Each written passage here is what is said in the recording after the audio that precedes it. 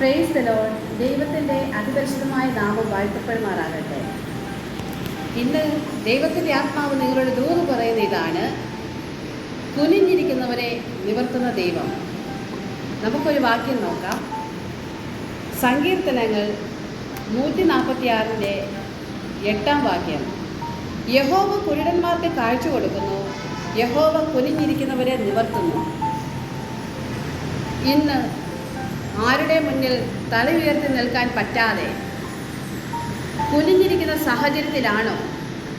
ഒരു മനുഷ്യൻ്റെ മുന്നിൽ പോലും സാഹചര്യങ്ങൾ കൊണ്ട് തല ഉയർത്തി പിടിക്കുവാനോ സംസാരിക്കുവാനോ കഴിയാത്തൊരവസ്ഥയിലാണോ?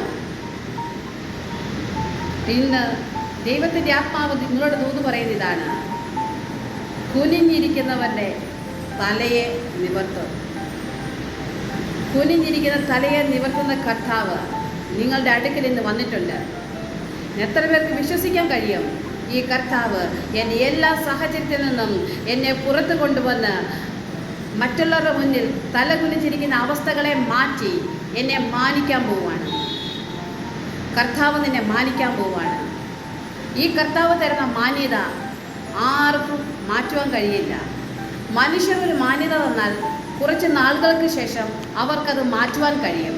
പക്ഷേ കർത്താവ് ഒരു മാന്യത തന്നാൽ ആർക്കും പിടിച്ചു മാറ്റുവാൻ കഴിയില്ല.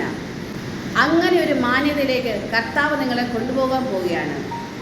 വിശ്വസിക്കുക. കർത്താവ് നിങ്ങളെ ധാരാളം അനുഗ്രഹിക്കട്ടെ. God bless you.